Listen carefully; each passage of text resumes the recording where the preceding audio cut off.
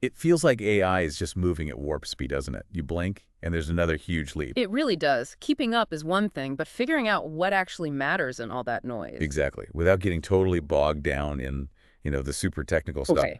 And that's precisely what we're aiming for today. We're doing a deep dive into OpenAI's newest release, the GPT-4.1 family. Yeah, a pretty significant announcement. We're looking at GPT 4.1 itself, plus a mini and a nano version. And we're basing this on InfoQ's report covering the launch.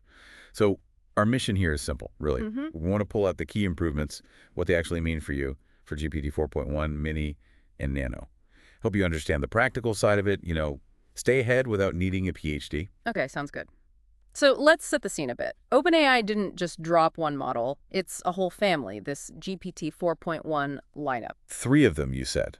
3, yeah. And they're already available via the API.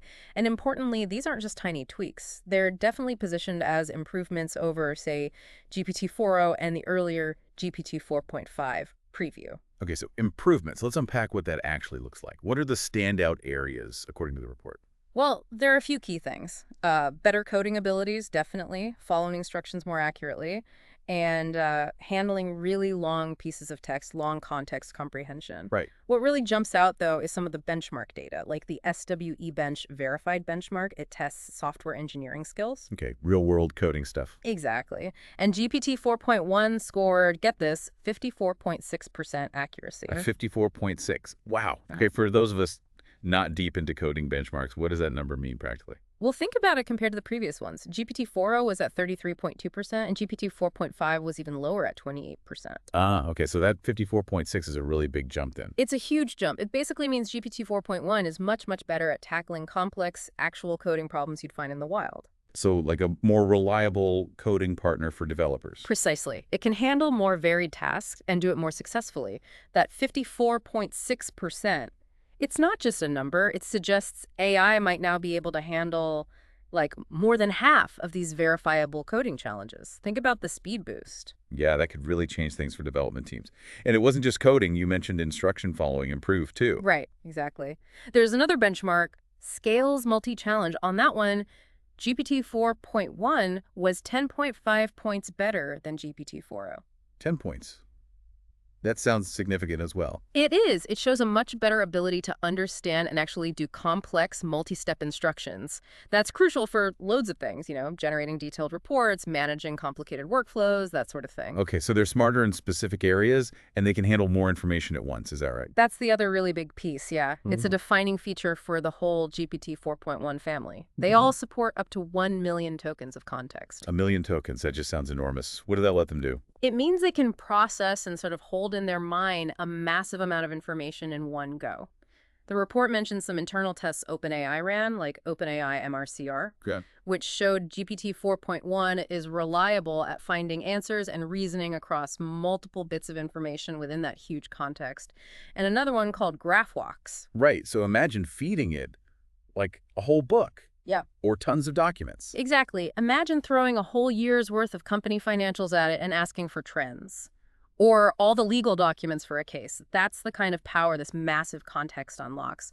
Real game-changer potential.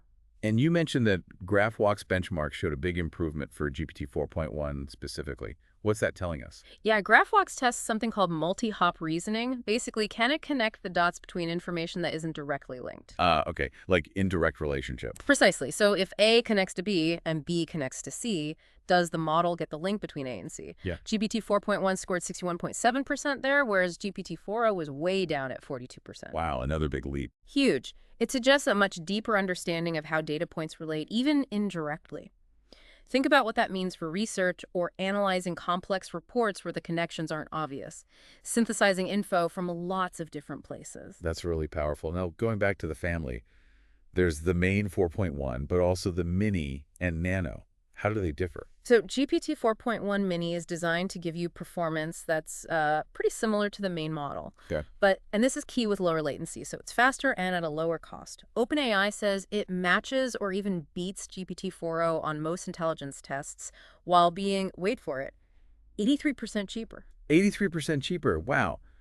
That makes top-tier AI suddenly much more accessible for things where speed and budget really matter. Exactly. It's a very compelling mix. And the nano. sounds even smaller. It is. Smallest and fastest of the bunch. It's really aimed at simpler tasks. Things like classification, autocomplete suggestions, that kind of thing. Right, more focused use cases. But what's kind of fascinating is, even though it's the smallest, it still performs surprisingly well on some tough benchmarks. Like MMLU, it got 80.1%, and GPQA, 50.3%. Huh. So even the little one packs a punch. It seems so, yeah. Suggests the underlying tech across the family is pretty strong. Okay, so we've got the performance, the different models. The report also flags specific improvements in code editing. Right, that sounds super useful. Absolutely.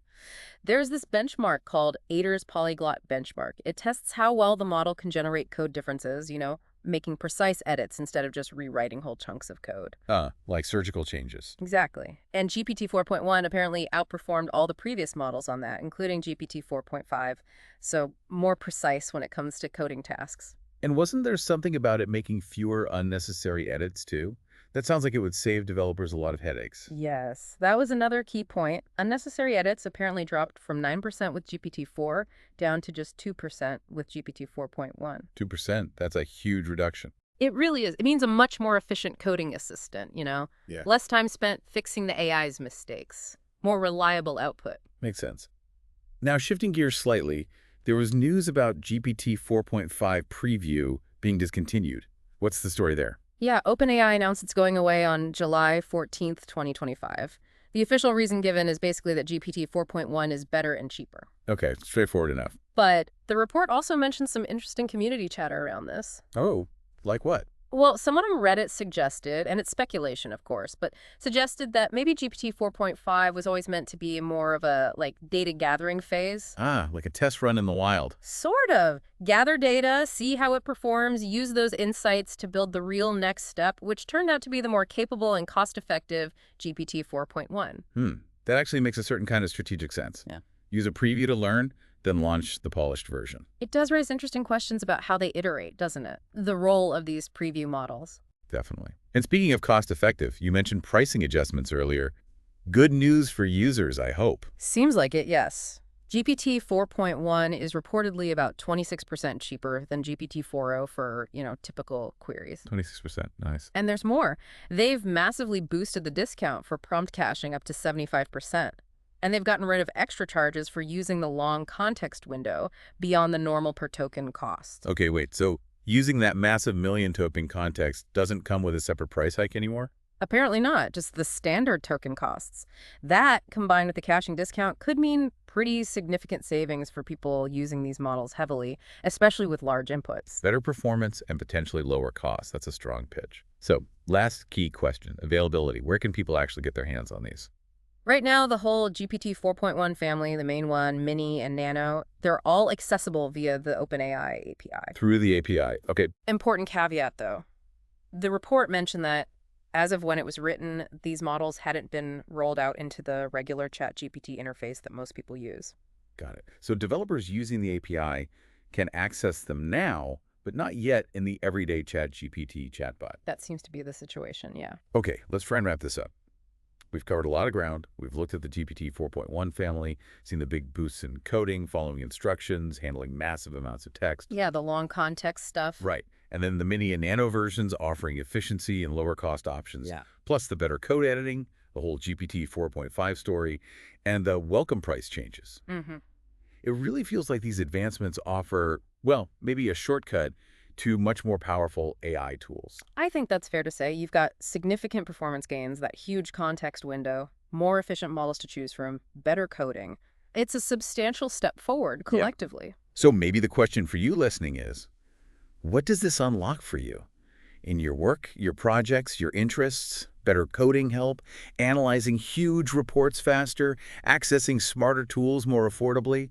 The possibilities seem, well, pretty wide open. And that leads to a bigger thought, doesn't it? When you see this pace of change, models getting this much better this quickly and often more efficiently too, how might that fundamentally change how all of us interact with information, with technology really soon? That's definitely something to chew on, how quickly things might shift. Yeah, worth keeping an eye on and thinking about what it means for you personally.